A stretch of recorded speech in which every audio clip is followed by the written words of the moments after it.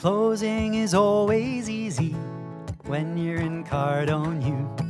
We role play with Grant Cardone's team. They know just what to do. They're always there to support us. We couldn't ask for more. On our way in the right direction, we found what we're looking for. In FLC, in FLC. Closing is better with appointment setters. You'd better believe we're not a team but a family. We work together in harmony. We are devoted, on that you can quote me, in FLC.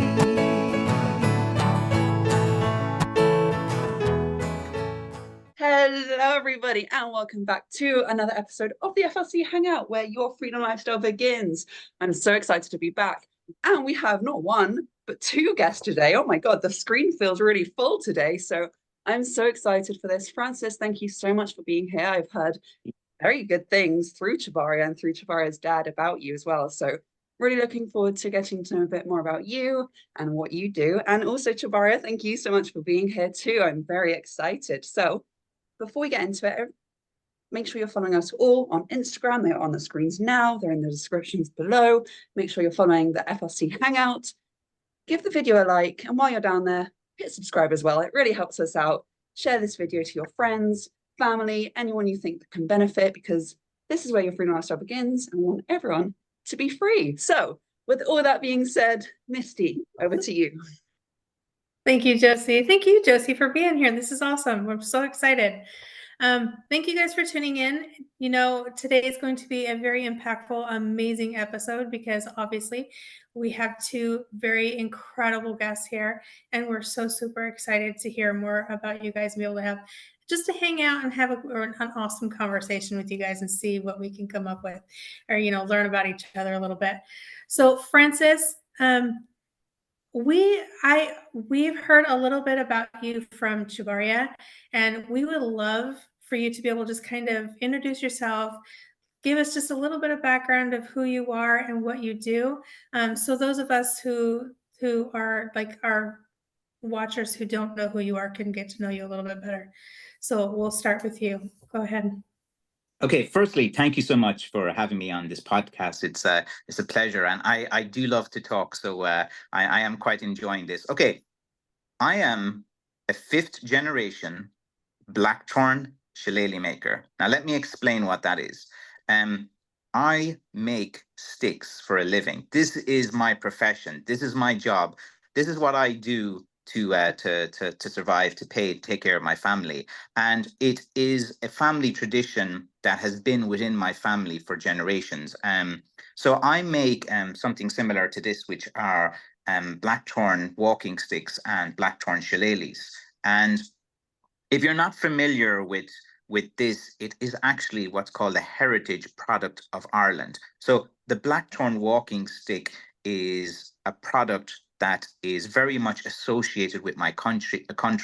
So when you think of a heritage product, usually it's tied to a geographical area. So within Ireland, the blackthorn shillelagh was always given to, say, foreign dignitaries that came to the country. Like, for example, when the boxer Muhammad Ali came to Ireland, he was presented with one. When Bill Clinton came, he was presented with one. So whenever a notable person comes to Ireland, it was customary to give the blackthorn stick as a symbol of Ireland. And for me, my father was a carpenter. He had always worked in wood all his life. And when I was a young child and I was at my grandfather's house, my grandfather would always, this was my first introduction to what stick making would be like. My grandfather, he would always have some difficulty with his hands. And he when you're working with a wood such as blackthorn, blackthorn has these very long thorns. And the thorns are very dangerous. And at the very top of the thorn, there's like a fungus which is poisonous. So when you work with this particular wood, you can get these thorns in your hand. So the very first memory I have of blackthorn and this particular wood that is associated with Ireland was my grandfather would give me tweezers and he would give me a little needle and he would tell me to take the thorns out of his hand. Now, most children are very familiar with a game called Operation, where you take out, it's a children's board game, Operation. So for me, it was almost like real life, because my grandfather, he would have his hand there, and because the turns are so small and hard to see, and I was young, my eyes were better, he would give me the needle and tweezers, and I would stick the needle in and try to get the turns out with the tweezers, and he would be like, ah. And I thought it was a game. I was like, wow, this is great. I used to love doing it. I couldn't wait every day. And like my grandfather, you see, I literally like thought it was like a game. And, the more he screamed, the more I was like, oh, this is good.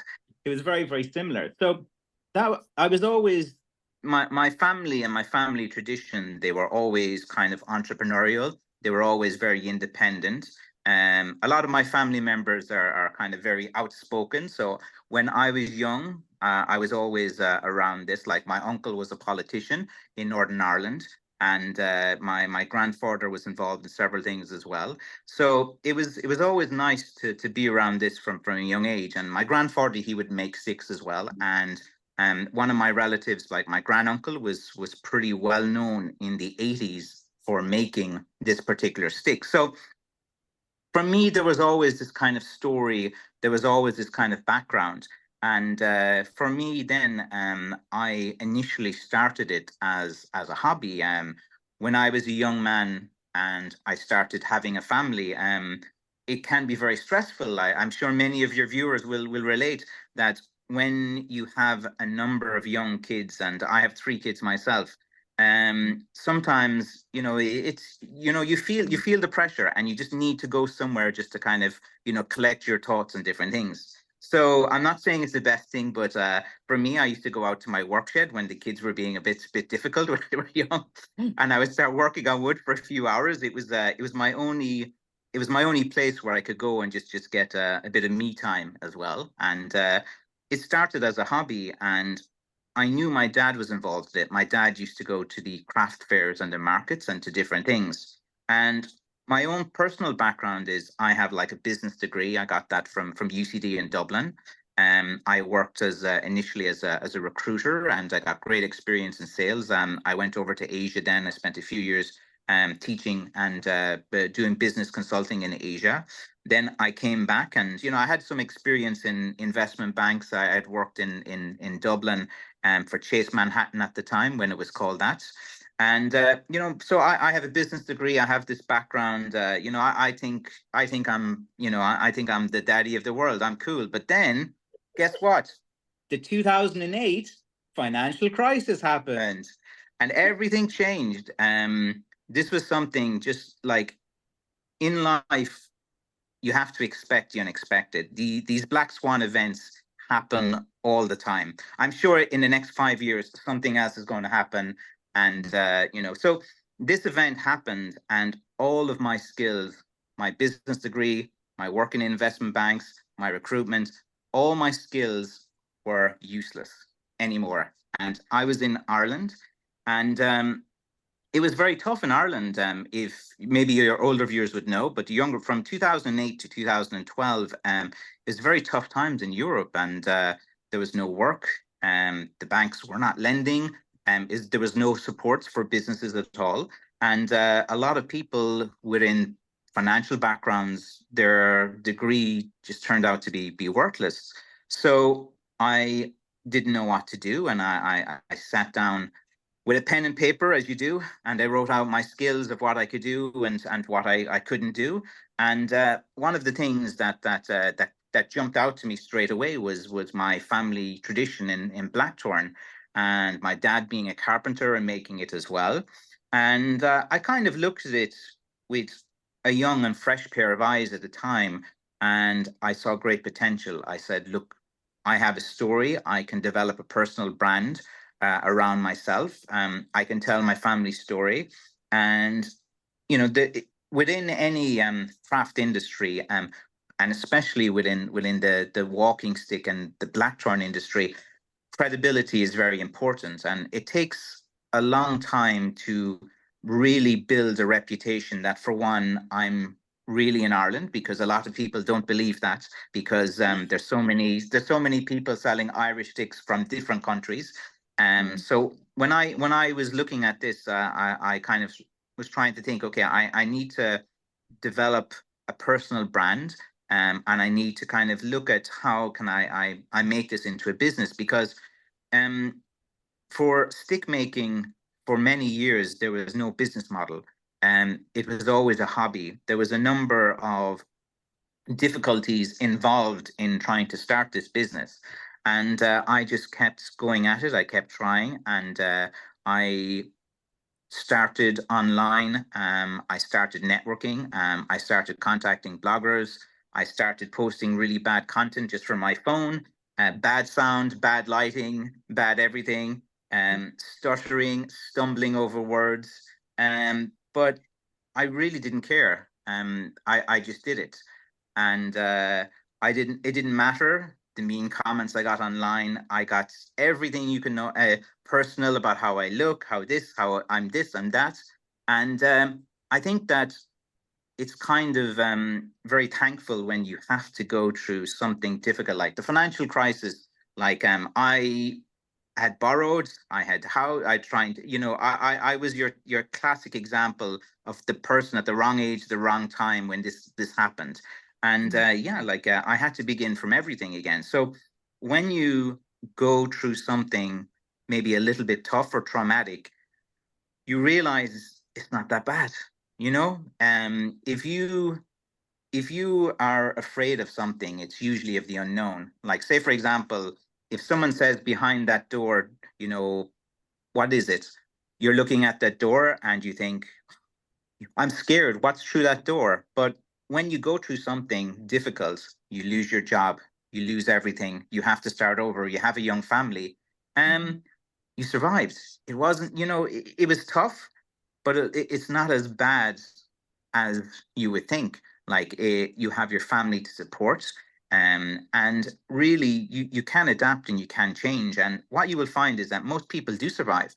When they lose their job, they might be tough for a year or two, but the majority of people, they find a way, they survive. And I think that nowadays, people, they can deal and with a lot of things, and they can overcome it. So for my personal journey, like I started into stick making, and it just went from every year, it was like slowly growing, and then it started as a hobby, and I kept working in marketing for Irish Crafts. That was my background at the time, and then it became my full-time job and my full-time profession.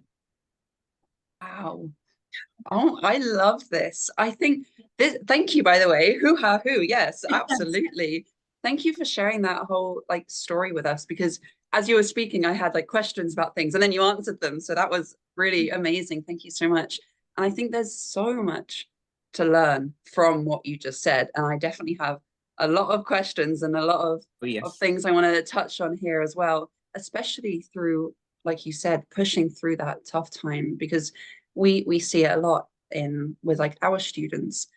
Things, sometimes the road isn't just this, right? You go through these ups and downs, and it's very easy to want to give up when you're going through that down. But if you just persevere like you did, you're gonna get up eventually. So I want to touch more on that as well. I also want to say hello to Jabaria as well, give you a chance to say hello, because everyone who is watching here, you probably know Jabaria. If you don't, then where have you been? What have you been doing?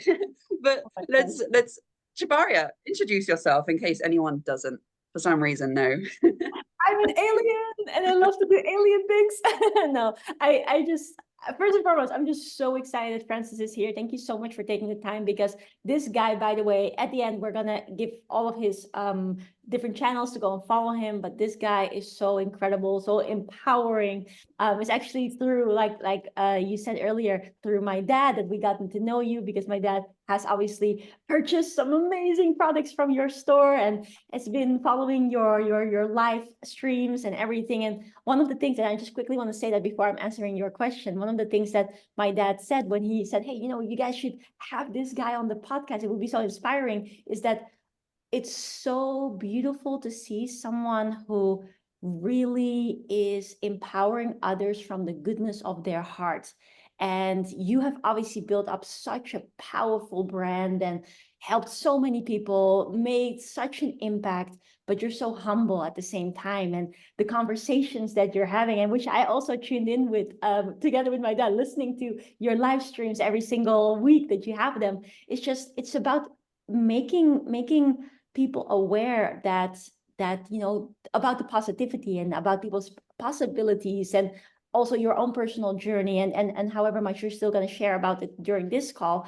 It's just so wonderful to see that if you have your heart in the right place, and you have faith, and you keep moving forward, that then anything is possible. Just like what you said, sometimes we think, oh, what's behind that door? But it isn't until sometimes we're pushed to go actually look that then we figure out, like, oh, it wasn't that bad. So that's why Seb, who's one of the leaders in our community, says, fear lies in the anticipation of action, not action itself. So that's just really, really beautiful. And I just want to say, like, my personal respect, and also from my dad, for what you do and how you're making this world a better place, because that's something that we believe in, and that's what we stand for with FLC. We really want everyone watching this podcast, or everyone that we work with or that we connect with, is able to realize that we are indeed free, and that we can create whatever it is that we want to create in the name of good. So coming to the introduction, we are FLC, and I'm FLC. So yeah, that's basically, like, we help people to be able to become free. But what I really want to actually also ask, if that's allowed, is about when you were saying, and I think this is very important, especially for people watching, when you have been so educated in the business sense, and you've been doing all of these different things, and then you started your family, and then a crisis happened, and then you had to. A lot of the time what happens, and what we notice as well, why we, again, love to have so many powerful people telling their stories, is that in those moments, there's always a moment where we feel like, oh, isn't it easier to just quit? Isn't it just easier to just give up? And I'm sure you must have had those moments as well, that you were like, oh my goodness, where did I get myself into? What is it for you that actually allowed you to keep on going, and to keep the faith, and keep putting one foot in front of the next? Is it perhaps the people that you got to meet, or the wonderful comments that you get, or the clients that start to come in, or was there something else for you? Like, what was it for you that allowed you to consistently make that decision to be successful, and then obviously to set up this beautiful business that you have? What was that thing for you? Yeah, it actually was several reasons, but the predominant reason was when you have kids and when you have family, and you cannot quit. You have to do it for them. It's so weird when you become a parent. Before you're a parent, you do have this kind of selfish nature about yourself, and you are, you do kind of want to have your own personal journey, be your own boss, be your own different thing. The minute you have children, I don't know what it is, it's like this light switch that goes. So anytime that I had some difficulties and I was feeling, it's actually normal to wake up, you feel bad things have happened. It's usually like, I can deal with one or two bad things happen, but what happens sometimes in life is several things all hit in the same month or the same week, and you're just like, wow, this is just the end of it. And I'll give you one example. I was on Etsy, the website for years for craftspeople, and I was doing pretty well. Like, I'd made like $250,000 on Etsy, and everything was good. I had my website connected to Etsy. I had my payment gateway to Etsy, and I was like happy days. And then one day, my Etsy account was banned. I got an email from the integrity department from a guy called Derek. And they said that they got 181 reports against my Etsy store, that I was breaking the terms and conditions because I was selling weaponry. Now, a blackthorn walking stick is used as a walking aid. All of my marketing is always to do with as a walking aid. And I love helping people who are going through struggles, needing a walking stick, especially after operations. But what happened is, there was this one customer of mine, and he was trying to sell something similar, and his account got flagged. So he decided to write 181 reports on my product. And this is something I didn't expect. And my business just literally went. My payment gateway went, everything. You're dealing, you see, when you are reliant on a marketplace, it's not, all your eggs are in one basket. So what can happen is anything can happen to a website, anything can happen to a marketplace. You could say one thing by accident, and we live in a culture now where you can get cancelled, you can get different things. So when this happened, it was the toughest for me because I was very comfortable. I was happy. I was like, yeah, I'm going now. Things are doing good. I'm the man in Etsy. I was going to start training other craft people how to do Etsy. I'm the man. I'm the expert. I'm great. And for men, it's like a pride and a status thing. It's like there's an interesting dynamic between how female entrepreneurs are and how male entrepreneurs are. There's certain characteristics that overlap. But I was feeling great, and this hit me. It hit my pride, and I was devastated. I remember I went home and I just hung my head, and I was like, what am I going to do now? My website, I had it top of the search engine. I'd done the SEO. I'm very good at online marketing, and I've done a lot of research and courses on this. And I just was dejected and home, and I was feeling really bad. And then my daughter just came up to me and was like, "What's wrong, Dad?" And I think she was young at the time, and I was just like, "Oh, this happened," and she was like, "It's going to be okay, Dad. I know you can do it." And it was just the littlest thing. And then I was like, I have to do this. I have to get angry. And everyone's a bit different, but for me, anything that made me angry really motivated me, and it gave me so much energy. And like I got angry then, and I decided to get on and try. I said, right, I'm going to get my site back. I'm going to do a brand new website. I'm going to go onto Shopify now. To hell with Etsy. I'm going to go independent. I'm going to really push out the online content. I'm going to show them I don't need Etsy. I don't need anything. And so whenever something like that happened, I usually took, because to answer your original question, it was usually to do with my family. Like I would just come home and just looking at their faces, like they rely on me. My job as a father and as a man is to be the leader. And I think that not enough men that I see in around me at the moment, they don't understand the importance of family. They don't understand, like they go out, they're drinking, they're looking after themselves, they're going golfing, they're with their friends, and they have this element of they're still a little bit selfish. But for me, I just looked at my children's faces, and that was enough. And it was, and like that's genuine. Like I'm not that's the real reason. I could give you some fancy answer, or I had this epiphany, or I read this book or something like that. But I literally looked at my family and I got angry, and those two things, it just ignited me. And I found that whenever I'm a little bit angry, I kind of do well. Whenever something bad happens, I do well. And I can tell you one more story quickly, if you don't mind, about some, like, bad things keep happening, and in business it's normal. Every week there's something new happened. Like I had I just decided, like, for me to try to scale up, I make a lot of my own sticks, but I contacted a factory, and I was going to expand my business and have a new more products and different things. Guess what happened last week, Jabara? This factory burnt down to the ground. I'm not kidding. The story is online. I didn't believe it to start with, and I saw online, and there's a video camera crew watching it. So this factory that I had, I had put there's 25,000 euro worth of stock that they were going to do. It's all gone, and because I've been through a number of difficulties before. Like, if that was the first difficult thing in my life that I experienced, I'd be upset. But I'm just like, these things happen. You really need that kind of, these things happen. I know I can get through this, and I'm very confident that I've done it before. And once you've done things before, you have, you have this kind of optimism a bit more. But there's another very bad difficulty I had just before Christmas in December time. I wasn't feeling too well, and I went to the doctor, and I was like, "There's something wrong here."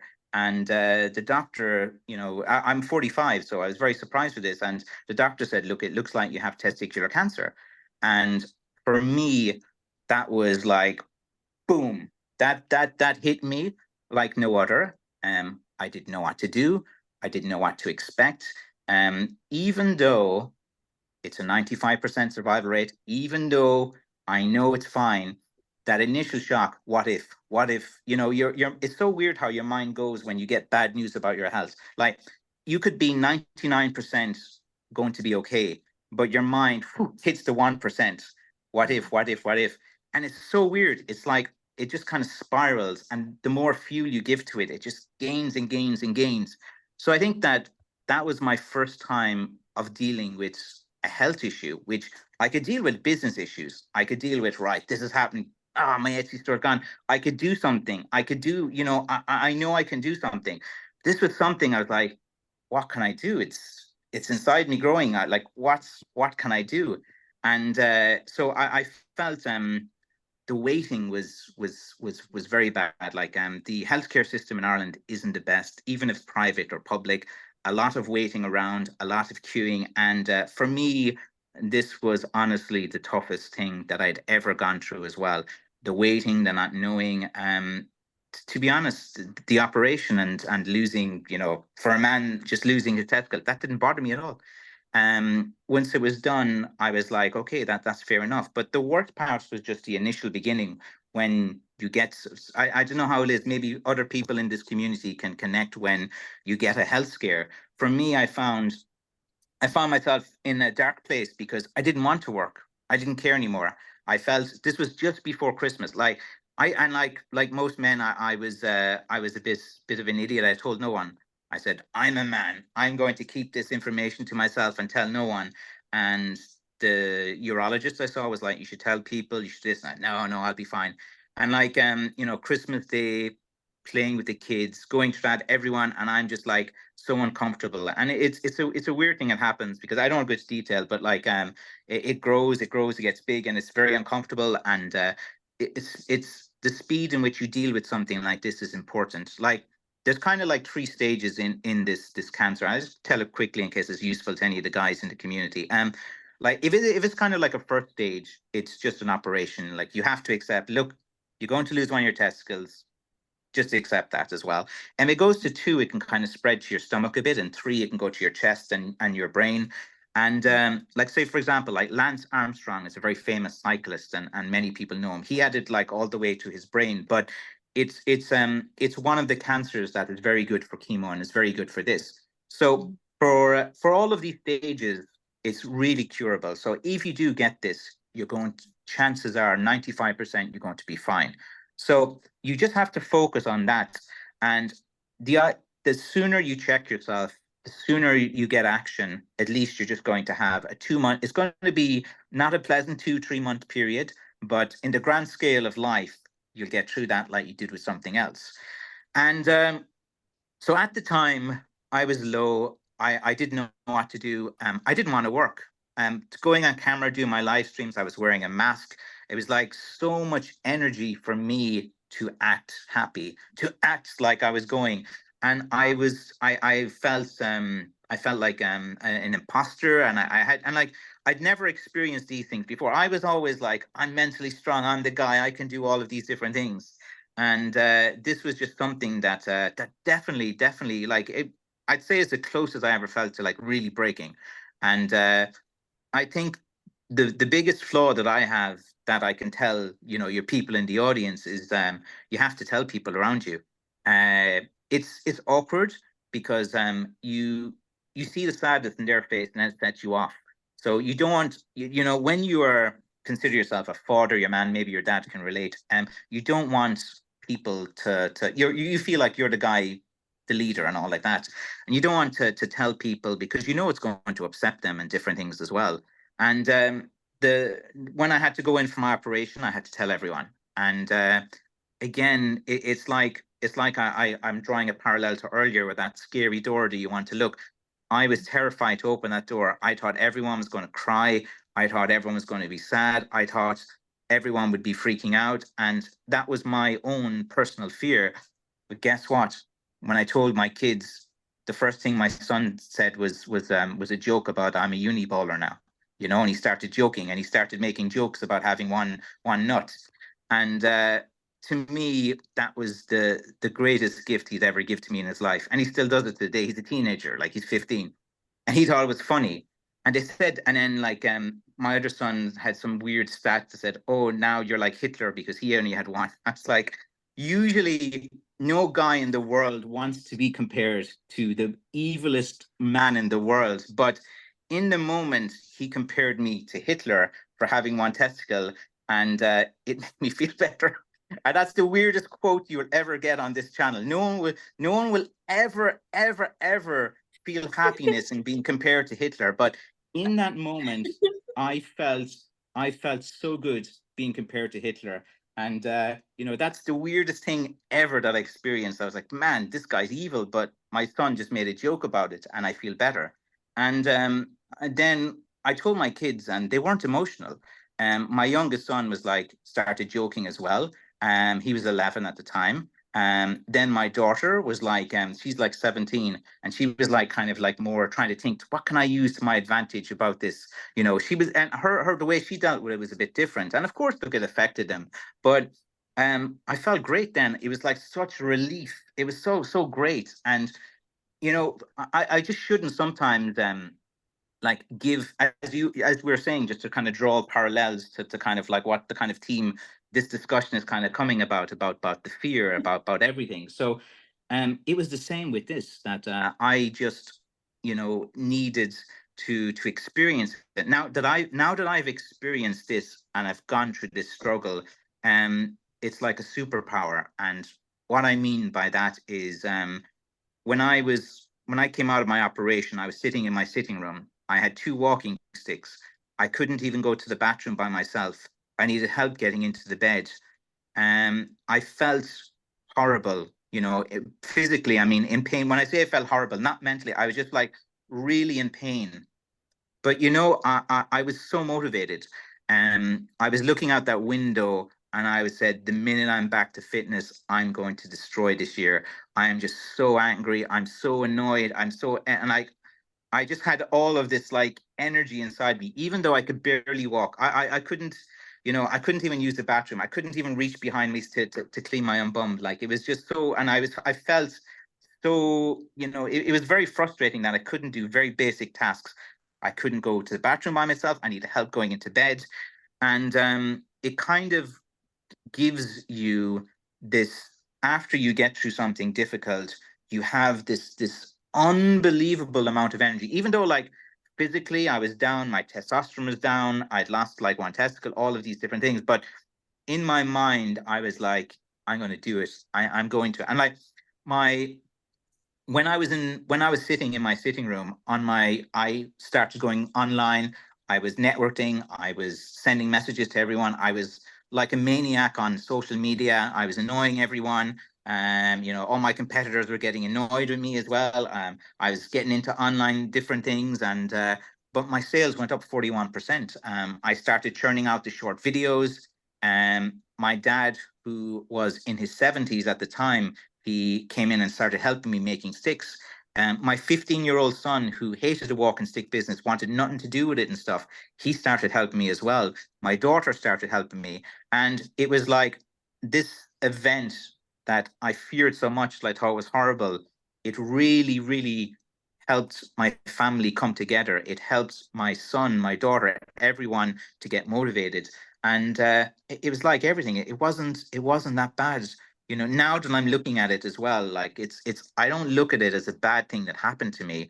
I looked at something that has really motivated me now. And you know, even look, as I said, like I'm up 41% this year. And it's not about, it's about that, but it's just that what I want to say to all your audience is that you are going to get sick. Something is going to happen. This is 100%. Okay. When it does, even look, I make walking sticks for a living. A lot of people that I deal with and my customers, like, you know, they're sick, they're injured. Unfortunately, a lot of my customers, they don't survive as well. Like they're in their 70s, 80s, even 90s as well. And you know, I'll give you another story. Like there's a guy that I'm making walking sticks for at the moment, and he's terminal. He only has a few months left, and he's decided that even though the doctor said he's 3 months, he's going to try to make it 6 months. That's his goal. He said he doesn't care. He's going to eat right. He's going to do everything. He's going to do everything. And he just messaged me a few days ago, and he said, "Ha, up yours to the doctor." And he said, all the bad words, but he was very happy that he had broken, through the 3 months, and he had got through that. And I found inspiration in that. Like, for me, I was like, this dude, man, he's great. He's like, and that's why I wanted to tell the story. Like, he won't let me say his name, but he's a guy from America, and I love that. No matter what has happened, he has that kind of mentality. And I think that when you talk to people and you hear their stories, you'll find something about you in common. And that's why these podcasts are pretty good. And I think it's great when you have different people on telling their different life stories and different things. And I've been through loads of things that happen. It's every week something happened. Factory burning down. Oh, I got testicular cancer. Oh, my Etsy site is banned because 200 years ago they were used as weaponry. Come on, it's so weird like that. And then you're dealing with algorithms, and there's different Google updates that happen as well. There's competitors, there's guys that like, I could talk of so many topics, but the main thing is that expect something unexpected to happen. Expect a black swan event. And you can, for me, this is what I think you can prepare for that. I think you can find, look, something bad is going to happen. Look, something is, but rather than, be one of these kind of guys that are, oh, the world is bad, the world is this, is that, and said, no, he said, people are stronger than you think. People got through, the pandemic. People got through the next thing. Look, a solar flare could hit next, or something like that, and we could all be off the internet. What will I do? I have an internet business. Oh no, I guess I must, learn how to fish again and be a fisherman. But people are very, what I found in my own personal experience is that people are so resilient and so strong. You will be surprised the amount of pain that someone can actually absorb.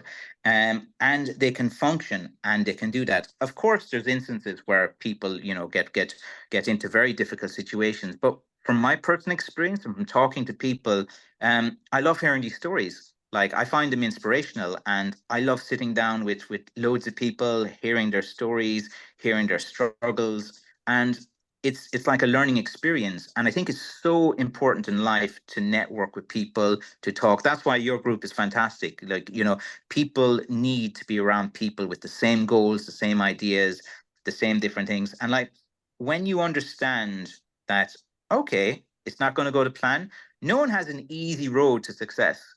No one has it easy at all. But like, my advice to your people in this community is, it's just about consistency. Like, for me, I make my content every day. I make my sticks every day. I make my Facebook posts every day. I look at some memes. I put my memes out every day. I do my live stream every Friday at 6 p.m. And I have identified the bread and butter tasks which I need to do to just move forward. Like, you always will make progress by doing consistent things. Like, the gym, for example. If you just go to the gym every day, you don't like it, say there's only 2 machines that you like. Even if you just do those 2 machines, like, you'll just grow one big arm here and the other arm's tiny. But, my point is that being consistent and just doing the tasks which will help your business grow is what you need to do. There's not a rocket science in it. It's consistency, being relentless, and not giving an F about anything. You have to, like, if you're the type of person that can stand on stage in front of 100 people, like as a stand-up comic, and you go in there and you start telling jokes and no one laughs and everyone says, get off the stage. When you learn to be able to deal with that, that's it. You got it. When you just don't care, I don't care. You think, oh, I failed. Oh, I don't care. I don't care. And you get this kind of like, it's kind of like, you have this kind of like prankster vibe or something like, you're like, I don't care, and you kind of, when you get this, things start to go well. Like, when I started not caring, I've been through worse. I expect after this podcast, something else happened to my business. It's going to happen. It's going to, but I think that it's just about consistency. Like a lot of people that I think try to hold themselves back is that there's a lot of people that they do courses forever. They do networking forever. But my advice is do your business and that at the same time.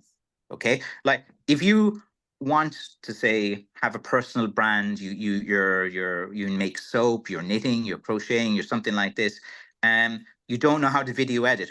Who cares? Point the camera and speak. Put it out there. There's a community for everyone. It doesn't matter how your sound is, how your lighting is. Like, I'll give you one story as well. I have so many stories that sorry to keep you. There's a lady who would join my live stream, and her name is Liesel, and she does box guitars. She's on YouTube now. She has Liesel box guitars, and she would watch me on my live stream. She would interact, and I discovered over time that she would make cigar box guitars. So she would get a cigar box, she would craft it and make a guitar, and she could play music on it as well. And it took me 1 year of trying to encourage her to do that. And she was terrified. She was afraid that no one would like her. She was afraid that people would like mock her, would do this, would do that. And now she has developed a really nice community. She's developed like, it's one, like if you guys are watching, it's Liesel Cigar Box, I think is her channel. And she plays music, she does characters. And, she was on my channel during the pandemic, and she was stuck at home, and she wasn't happy. She didn't know what to do with her life. She had her own difficulties that every single person does. That's something that you should always know. Everyone has difficulties. And it took her a year to get her YouTube channel. It took her a year to start it. She didn't know what to do. She said, I don't know what to do. And I said, do you have a phone? Yes. Do you have a camera in your phone? Yes. I said, do you know how to press a button? Yes. There you go. Press the button and speak. Okay. If you make mistakes, people find it entertaining. People are entertained and love a journey. They love the hero arc. They will watch you. It's so surprised. Like what I found from every person and craftsperson, because I'm pretty good within crafting and personal like branding and developing a hobby into a business. That's kind of, I feel I can help people and give people information on about turning their hobby into an actual business. And, you just have to really kind of not be afraid anymore. You don't have to be perfect to start. A lot of people, they want, say, for example, like you've seen people before when they do like a retail store or a restaurant or something, and everything has to be perfect. Everything, they have the nice forks. And I was like, just get the plastic chairs and open the doors. Like, people will come for the food. You'll upgrade your furniture. You'll upgrade your different things. You don't need to be perfect to start a business. You don't need to be great. Okay. You do that once you are successful. A lot of people, they see, say, for example, my walking stick business, and they're like, oh, McCaffrey's doing this, he's doing that. And they just want to go straight to that level straight away. But they don't understand. It took me 10 years to get there. They don't understand that you have to develop a community. Developing a community is the number one thing you have to do.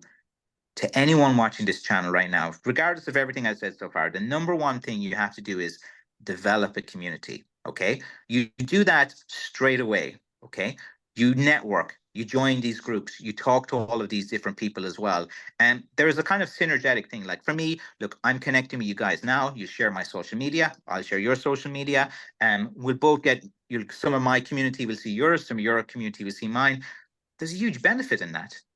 And I think that you build a community around whatever you're doing, and then you try to introduce your products into the community at the same time. And just do it. Like, what's the worst that can happen? You fail. Wow. So what? Everyone's failed. I failed many times. I've had really bad ideas. I've had many craft ideas. I tried to do wicker baskets and basketry and all that. It was a bad business idea. I tried to make these shawls and these capes. I thought it was an amazing idea. I thought I was going to be a millionaire from it. Just copied straight away, and cheaper products came out. It was a bad idea. But who cares? Just try it. Just do it. go for it. Invest, like, I know it's a kind of cliche to do, but invest in yourself. You know, you are your greatest assets. It's you. Like, every time you invest in yourself, in knowledge, in doing different things, in courses, like for me, it's kind of good that my job is literally watching paint dry. Okay. I make the sticks, I have to put the paint on the finish, then I have to watch the paint dry to get to the next stage. The most boring thing in the world, but it gives me the opportunity to listen to things, to watch things, to watch podcasts like this, and always be just having information going on, and different things. And you'd be surprised, like, you know, if you are a crafts person watching this channel, or you can make something yourself, the road to success is, you know, is there. You're going to make money. It's just a matter of how much you do. Like, if you have a hobby and a community, and when people see you making it, they're going to find it interesting. When people see you, the process, they know about you, they know your personality. You go, hey, Misty, hey, Josie, hey, Shabara, you know, Baria. And you talk to your community, you get to know them as well. And I think that anyone nowadays who wants to start a business, they have so many more advantages over in the past. You know, they have social media, they have community, they have groups such as yourselves for business networking, or for learning about themselves. And you know, I think you know, I'm kind of envious of anyone watching this that have to start their journey. It's fun, it's traumatic. It's like being on a roller coaster. No one likes being on a roller coaster. The minute you come off that roller coaster, you're like, wee, let's do it again. You know. But anyway, look, guys, I'm talking too much there. If you have more questions, Oh, you can. this is like so cool. And I don't think that the viewers will know, but this is actually the first time that we're actually speaking with Francis. And like, you guys will understand why this is so weird, because there's so much alignment. Like, everything that you're saying, we're like, yep. We say this all the time. Like, we literally just finished our event, Project 1 Million in 1 year, which is like what we do. We help people to be able to go and take whatever idea, passion, experience, and allow them to help people with it. And like you said, make a community, make a difference, and just go out there and make things happen. But I love what you said about the failing thing, because we literally have a graph in here that I just quickly want to show, is that we say, oh, failure doesn't exist. It's like literally the stepping stone so that you can get to the success. So without failure, you're not even going to get there. And so I really, really love this. It's just so powerful. And I just get excited listening to you. So I'm going to pass the mic to Misty. Yeah, you can ask as I many was just questions. gonna I say- can talk forever. Yeah. Yeah. I was just going to say, I love how you've decided, how you've taken your anger and your frustration, use that for motivation, and put it to action. And I loved it that you're doing it, not only are you doing that, but you're doing it in a good way to use, you know, to motivate, I mean, to get the success in for you and your family, and be able to get your business up and going, and to keep going. And I think that's absolutely amazing. And I think people need to hear that. You know, take your frustration and your anger. If things are going wrong, get angry and say, you know what? Okay, you think I can't do this? This isn't going to work. Watch me. Just watch me. And I'm sorry, I have to bring up the operation thing. You and I, sir, know what operation is, but I think Gen Z, Gen X, Gen Zs like Josie may not know what operation is. But if you guys don't know what operation is, it's a game. It's from, what is it, 70s, 80s, something like that. Look it up, get it. You need to play it. It's awfully shocking. So anyway, So true. I just had to say that I it's don't like, know how we survived our childhood. Like, you know, there was the games you used to play. It's kind of funny now to laugh when you like, you know, we were told to go outside, and our parents were fine. We'd see them at 10, 11 o'clock when it was getting dark. They didn't care. And guess what? yeah, We well, survived. There's no safety as here well in the in the kids' game. US, I don't know about there, but here in the US, we actually had commercials on TV of them saying, hey, what, do you know where your kids are right now?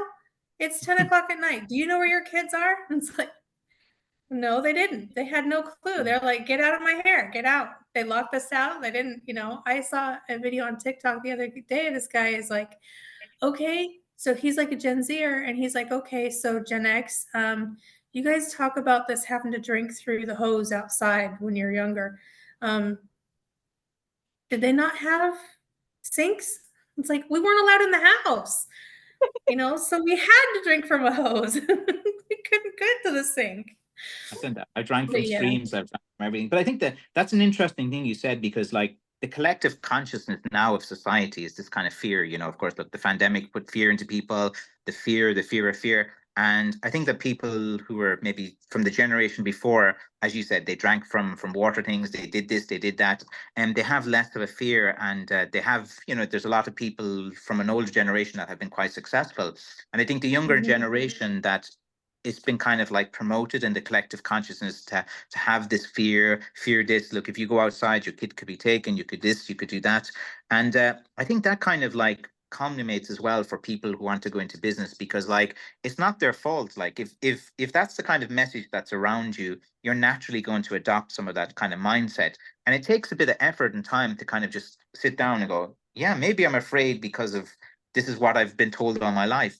My parents like, don't go outside, don't do this, don't talk to him, don't do that, don't. And like the parents don't know, but like, they're trying, of course, their intention is to protect their kid and do this and do that. But like maybe there's some study, or maybe there's something in that as well. And there's a correlation between people having that kind of fear as well. And look, society changes, things will go up and down. We're always in different cycles. Things are going up, things going down. Inflation's up, inflation's down.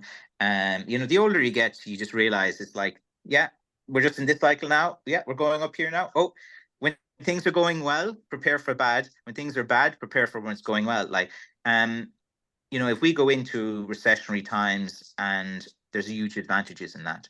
Like a lot of people, like I just laugh at this doom and gloom stuff. They don't understand the advantages. Like when you go into recessionary time, you can hire people from cheaper, and you can get more people as well. You can do way more. You can set everything up pretty well to catch the next wave as it goes up.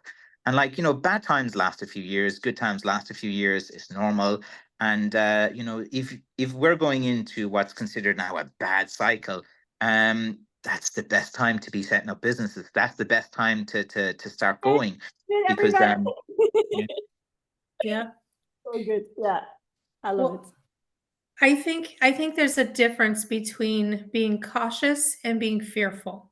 yes, They're two completely different things. It's okay to be cautious, but we should use that fearfulness as a motivation to continue and to actually get out there and do it even more than to hide away and stay back or anything else. So that's what I wanted to say. But guys, we are coming up to towards the end here. I'd like to start wrapping up if that's okay. I just want to, again, thank you guys for being here. This has been so amazing. We would love to have you on again, Francis. You're so knowledgeable, and I'm sorry, we love listening to you talk and your stories and your adventures and everything else. We're so in. Like I said, we'd love to have you back. But I would like to know if there's any advice or anything, last words you guys would like to tell our viewers before we kind of finish up here. Or forever hold your peace. Francis, you want to start what would you like to say to the viewers that maybe are going through the same thing, that need to find that way?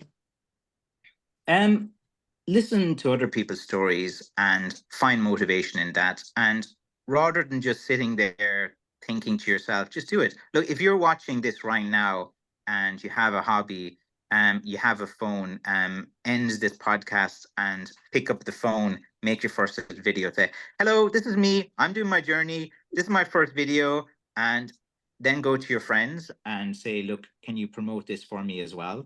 Then go out and just keep doing it, and keep doing that every day. And then after 6 months, your first video will get 2 or 3 views. After 6 months, you might be up to 40, 50 views. Then if you put out, like, say, 2 short videos a day, every day for 60 days, in Instagram, the algorithm will pick you up. So it's very simple. Say in Instagram, if you do like a short video in the morning, 15, 30 seconds, short video in the evening, there's no excuses. Like, you can do this, you can do this anytime. Some people, you could be sitting in the bathroom, just make a video of your face, obviously, and just say, hello, hey, just do it. Like, it's the Nike thing as well. Like, stop procrastinating. The first thing to do is just make a video. If you're watching this, you have some business idea. Guess what? Say you don't have a business idea and you're watching this, put a video and say, hey, I haven't got a clue what I'm going to do in life. Watch my journey. People will be like, wow, what? You don't, this is a story about not having a story. Like, people just love entertainment. The only thing is that people have short attention spans now. So if you go to the short videos, that's my advice to anyone. If you want some real value from me of what to do right now is pick up your phone, start making short videos, do 2 a day, every day for 60 days. Do that on Instagram, set up an Instagram, set up a TikTok, set up a YouTube channel as well. Also set up a Facebook page, and just be consistent with it. And don't be afraid to pay to boost your post. And if you do one post that does a bit better than the other, say you put a short video and your videos every day only get about 20 views, then one of your videos gets 300 views. And that's the video then that you decide, okay, I'm going to get €30. I'm going to boost that video for 5 days, and I'm going to set it to increase my followers, not to go to a website and stuff. Build up your followers, build your community. Okay. Now, when you do that, what you'll do is you'll probably get another 1,000 followers straight away. Be like, wow, I paid like 30, it's about maybe 20 cents per follower usually on average that costs. And do the same on TikTok, is post loads of videos. And when a video goes a little bit viral, that's the one then take out your €30. It's not going to kill you. Put on a boost for 5 days, say $5 a day. Do that. That's exactly a blueprint of what to do for the next 60 days. If you're watching this, you don't know what to do, guess what?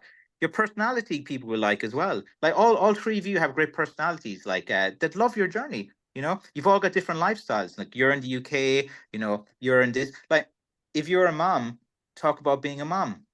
You know, be very honest. Say, look, hey, this is my story.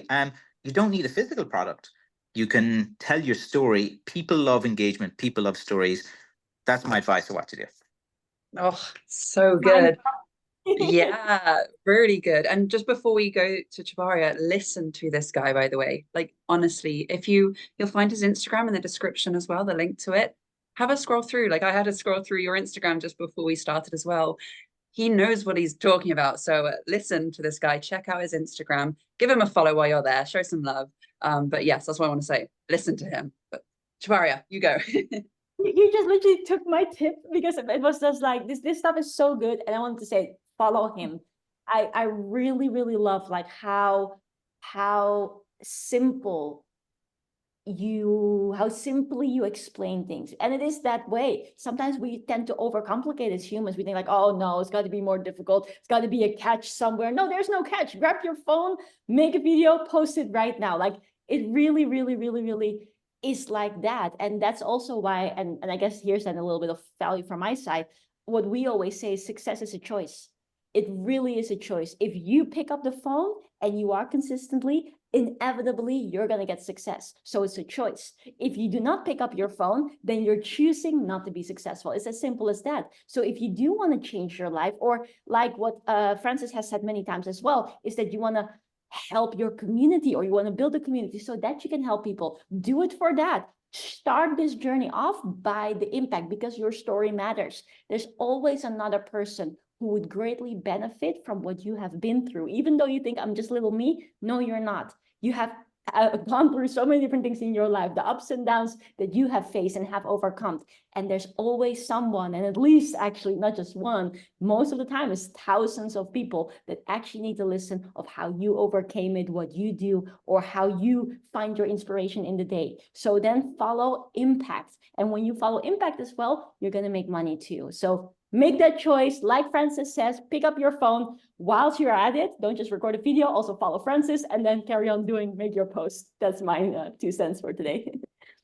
Yeah, absolutely. Oh, and actually, one more thing. I would love for all of us to do a hoo-ha-hoo together. Now that we have Francis here, we need to let him in on our tradition. So Francis, are you okay to join us in a hoo-ha-hoo? Okay, you must explain to me what this ritual is, and I'll be glad to oblige. So it's basically what we do to celebrate, and it's like having a physical action in it as well, like a little bit tribal. So we do like this: who, okay, who, ha, ha, woo. Yeah, I do my sticks. Yeah. Oh, it sticks. Let's go. All together now. Okay, who, Ha, ha, woo. Yeah. Yay! Awesome. Yay. So much. Thank you so much. Yes, that was amazing. That can be clipped. I'm sure we'll be using that clip somewhere. I want Make to it say, into a gift. yeah, absolutely. Absolutely. I want to say thank you so much for everything you've shared. And definitely we need to have you back because there is so much more I want to ask, but we're running out of time. So yes, I want to say thank you so much. There's so much in that I wanted to touch on. I was actually writing down things as you were speaking. I think if I was going to say anything to wrap this up is I really like what you said about you, when you got to that point, you did it for your kids. It wasn't about you anymore. And this is something that Misty and I talked about recently is sometimes, like when I wake up in the mornings, sometimes I do not want to do the doings. I don't want to pick up that phone. I don't want to record that video. I don't want to reply to that message I've been avoiding. But what I share with Misty is when I don't want to do it for me, I do it for my team. I do it for Chabaria. I do it for my family. And that it really helps. Like, it's not just about you. You succeeding and your success, it's not about you, really. It's about everyone else that you can help around you as well. So it makes it so much easier when you're doing it for someone else as well. Do it for you, yes, absolutely. Don't neglect yourself, but remember your why as well, is what we say a lot here. Have a strong why. Remember why did you even start doing this in the first place? And then, yeah, again, like you said, it's the consistency. The consistency will get you to the places. Yeah, absolutely. It's easy sometimes when you feel a little bit shitty or you feel down. It's easy to think, oh, I'll just skip this day. Like I just won't do this. But you need to show up every day as if you're having the best day ever. People online that see your videos, the people you call, they don't know if you're having a good or bad day. They don't know. So you need to show up for yourself as if you're having the best day ever. And then it'll turn into the best day ever most of the time. Like you'll turn into that, have that good mood. So that's my 2 cents. But yes, definitely some more brain picking I want to do eventually with you. But again, thank you so much for being here. You're welcome. Yes, definitely. Thank you. Thank you both for being here. Thank you, Josie, for being here as well, because you're just as important as everybody else is. Yes, so I love how you said a lot of things that we say all the time. And like Chabaria says, we repeat these things all the time. And I want people to realize it is easy. You don't have to take our word for it, even though we tell you on a daily basis. It's easy. And you have somebody else telling you. You can hear it from other people. So you don't have to take our word for it, but it's easy. Just pick up the phone, do whatever, get it done. Also, I want to reiterate, there's a difference between caution and fearfulness. It's okay to be cautious. You should be cautious. Take your fear and turn it into motivation and action and go for it. With that being said, guys, keep learning. Be back next week when we have another episode. And like we say here at FLC, welcome to the family, where once your family for life. See you guys next week. Bye.